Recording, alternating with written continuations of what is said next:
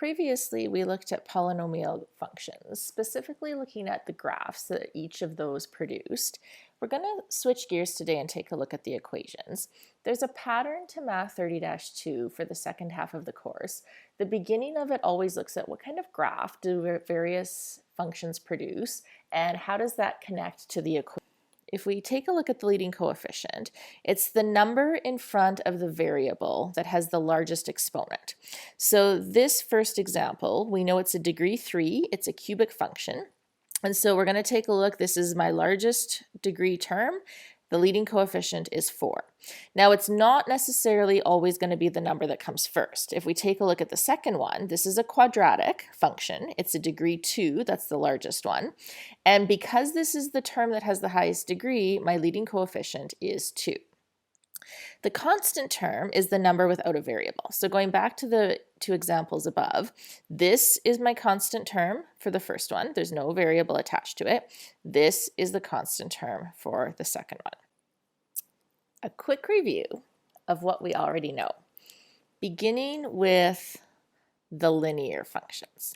We know every linear function has a degree of, yes, that's right, 1. So we can fill in a 1 there.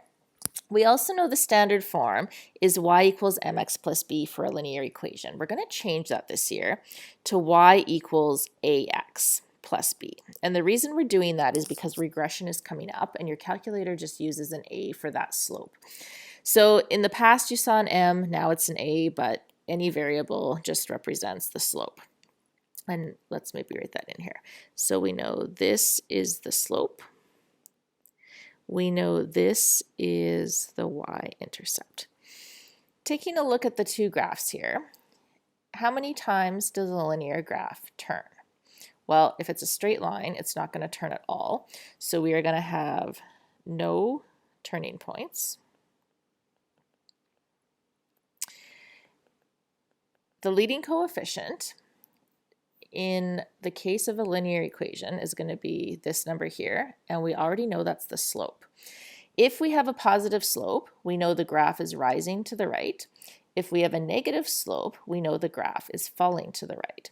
So to summarize, if a happens to be positive, because that is the leading coefficient in a linear function, we are rising to the right, which means that our end behavior is going from quadrant 3 to quadrant 1.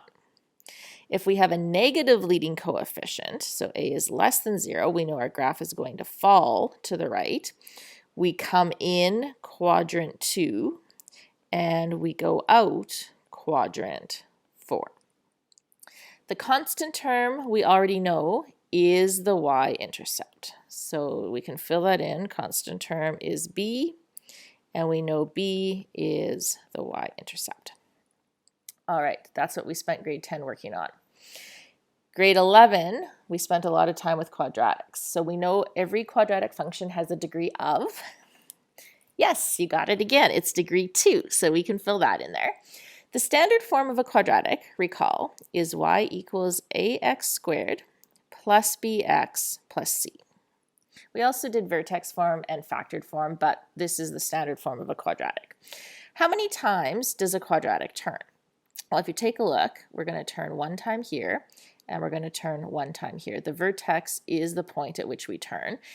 In order to be a quadratic, you have to have exactly 1 turning point.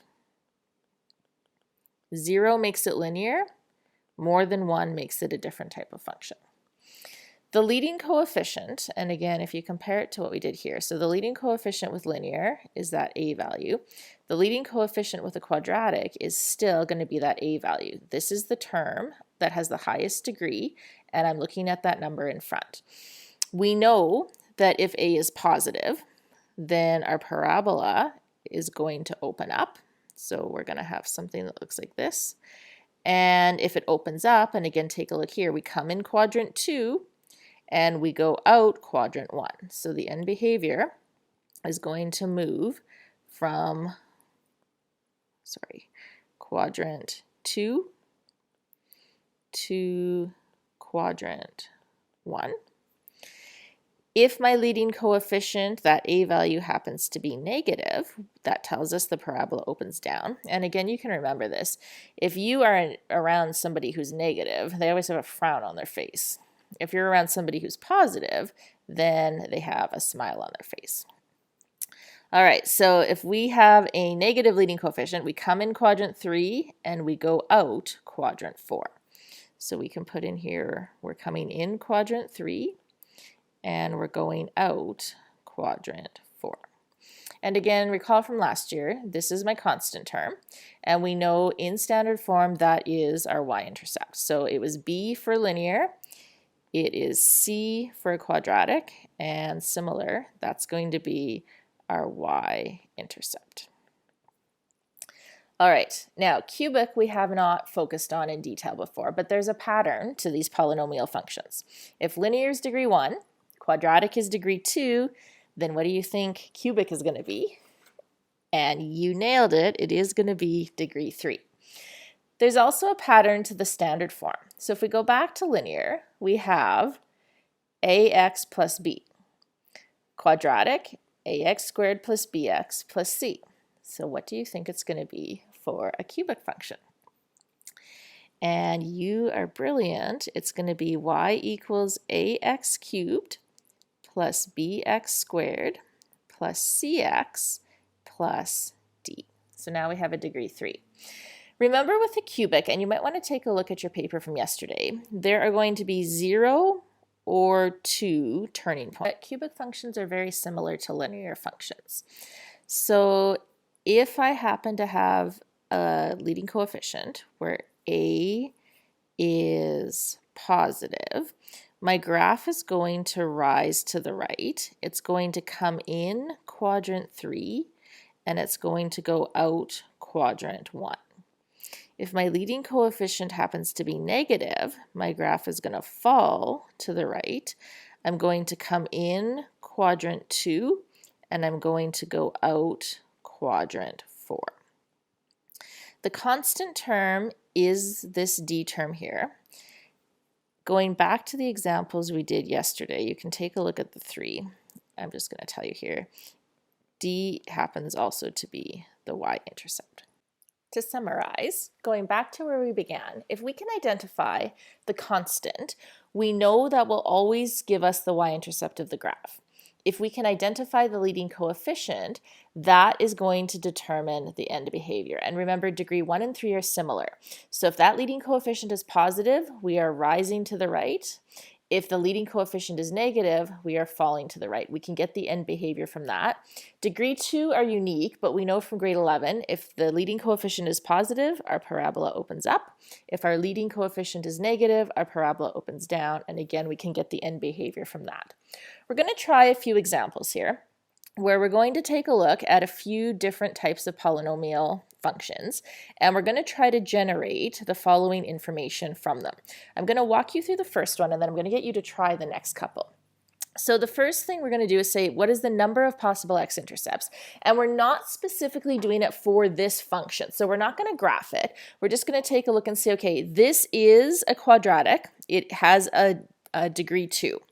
So I know a quadratic produces a parabola, and I know with a parabola, I have either 0, 1, or 2 x-intercepts. And again, we're not doing the specific one, we're doing quadratics in general. In this particular case, because my second one says what's the value. So this is the number of possible x-intercepts for any quadratic. This is the value of this particular y-intercept. That comes from my constant term. So I know that in this one, my y-intercept is going to be 2. My end behavior, and if it helps, you can even draw a sketch here. So I know because my leading coefficient happens to be positive, that tells me that my parabola is going to open up. I know if it opens up, and again, I can just lay a Cartesian plane anywhere on here. If I open up, I know I'm coming in quadrant 2, I'm going out quadrant 1. So I can fill in here quadrant 2 to quadrant 1. I know the domain for any parabola without a context is just x is going to be an element to the reals. And I know that my range is going to be, because this one opens up, y is going to be greater than or equal to whatever that minimum value is, the y coordinate on the vertex. And the number of turning points for any parabola is 1. All right, now you're going to pause me and try to do the remaining two. One is linear and one is cubic. See what you get, and then when you're done, come back and we'll see if our answers match. Just to quickly review, this is linear. We can even just draw ourselves a quick little sketch over here. I know my y-intercept is going to be -5. I know that I'm going to have one x-intercept for a linear. If my leading coefficient is positive, it means I have a positive slope. I'm rising to the right. I come in quadrant 3, I go out quadrant 1. And for any linear, the domain and range are just elements of the real numbers, and a linear will not turn. My cubic, I know that this is my y-intercept, so I put this down here. I know a negative leading coefficient means my graph is falling to the right. And this, I did not graph this. This is not the exact graph we're going to get for this at all, but I'm just trying to say, what do I know? I know this is my y-intercept. I know I'm falling to the right, so I'm just putting something down there. I know for any cubic, these are my three possibilities for the x-intercepts. I know this is the value of my y-intercept for that particular function. I know I'm coming in, if I'm going this way, quadrant 2, I'm going out quadrant 4. And again, similar to linear, my domain and range are elements of the reals. I cannot turn once, that makes it a quadratic. I'm going to turn not at all or twice for a cubic.